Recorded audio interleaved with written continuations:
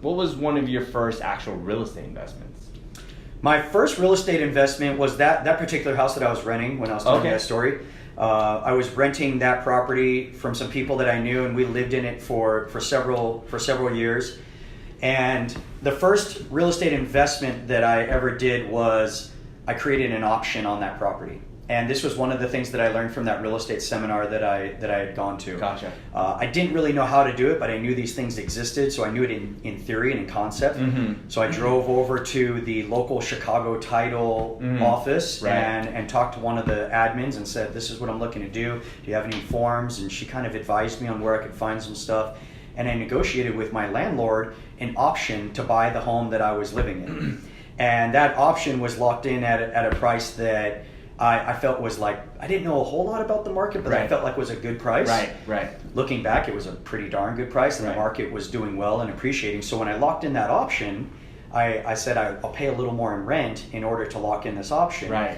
Probably about 6 months after having locked that in, I had the opportunity to sell the house because it was up. I was getting ready to move. I was going through a divorce at the time. It's a whole nother story. We'll talk about that. Some really cool things came from that, learning opportunities.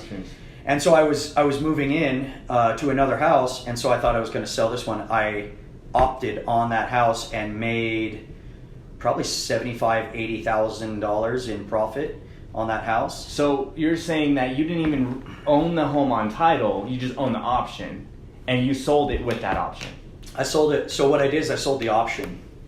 Got it. And yeah, the option, the house was probably worth close to $100,000 more than what my option was for. So I sold the option for $70,000, which allowed me to not necessarily be the owner because I couldn't get the credit. I couldn't get That's the loan. resourcefulness. Yeah. Wow. So And you made your first deal pretty much no money out of pocket.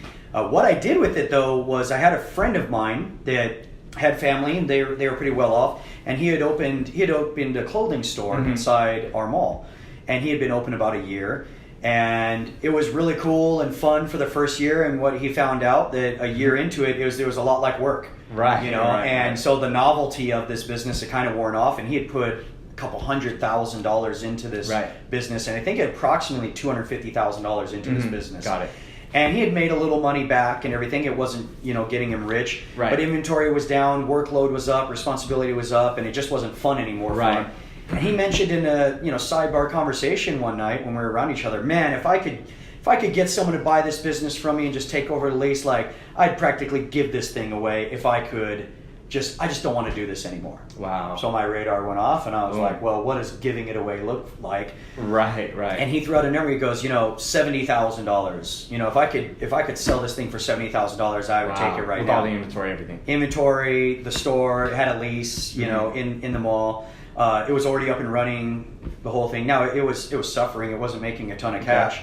So I said, well, I knew nothing about the clothing business, like literally nothing. At the time, I laughed because I look back at the time, and I went into my closet after kind of learning things. I didn't even really have a rhyme or reason to the sizes of clothes I wore. Like I'd have shirts that were extra large, large, like you don't even know pants why. That were 32 and they all inch fit. long. Yeah, they were just whatever. Fit a little differently. Yeah, fit a little different, And so I literally knew nothing about fashion. I was lucky if my clothes matched. Right. But I knew people. And I knew how to hustle. Right. And so I approached this friend. I said, hey, I'd be willing to buy this clothing business. I know nothing. I just saw an opportunity. Right. And I saw it being capitalized on. Wow. And so we negotiated something, and he carried some of the note for me. So that, so I was making payments to him, and it allowed me to have a little bit of cash to get into this business and buy a little more inventory. Right.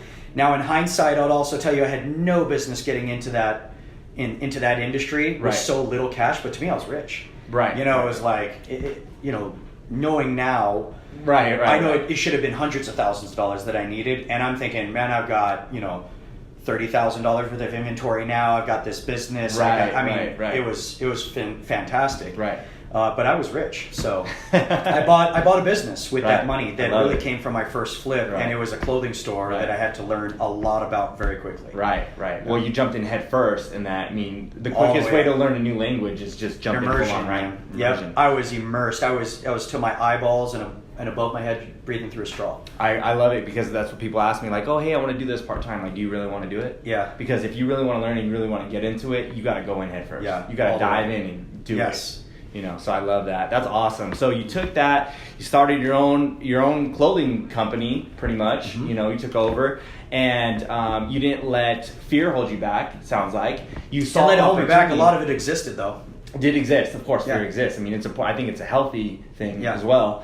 But you don't let it hold you back. So many people stop them from sure. taking advantage of opportunity. And the cool thing I've noticed with this conversation is that not only did you buy this store, but when you had a conversation, you heard opportunity. Mm-hmm. So many people are having great conversations, hearing about all this stuff, but that's it. Yeah. It ends at a conversation.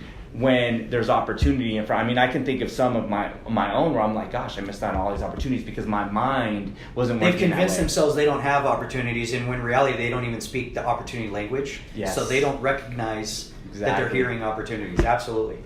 And how it ended was during that time, I had also gotten into the nightclub business, mm-hmm. and the way the clothing store ended was my lease was up, and I was kind of feeling the same way that the previous guy was feeling. I had a 7-day-a-week commitment. The clothing business is very high demand. It changes 4 times a year. So you can imagine your demographic, yes. your product line. I mean, what you're wearing right now can completely be in style this month, and next year, this is out. Right. So 4 times a year, each season, the colors, the styles, everything changes, and you really gotta be immersed in that to be successful.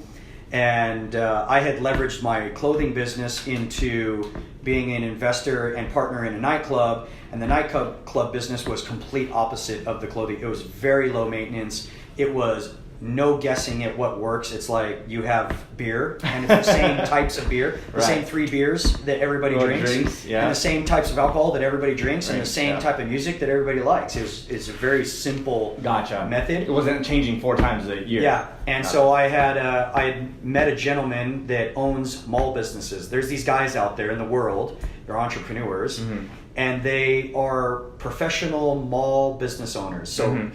they go around malls to malls, and they have a jewelry store, a hip-hop store, a shoe store, a belt store. Like, there's no rhyme or reason to what business they own except for the fact that they're inside malls. That's what they do, is they own mall businesses. Gotcha. And I'd gotten to become friends with one of these guys, and this guy had gone and locked up a lease in Bakersfield, in the Bakersfield Mall.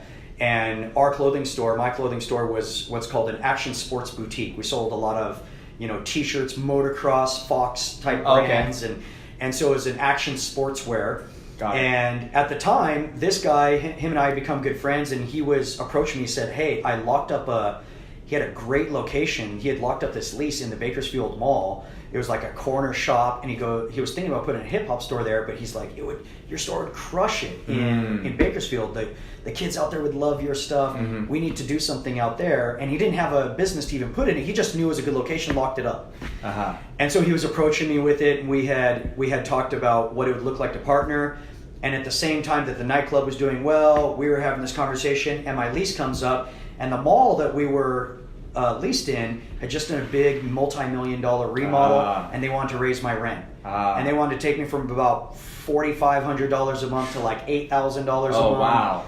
And I thought, you know what? I'm done. I'm out. Like, I'm good. This is a lot of work anyways. And so I approached my friend and said, hey, how about this? How about you buy all my inventory, you buy my racks, you buy the rights to my accounts, because in that business you get protective rights with certain vendors. Okay. And so they protect their brand by only giving out so many vendor, gotcha. Right. Allowing so many people vendors to carry their products, so it doesn't oversaturate a market.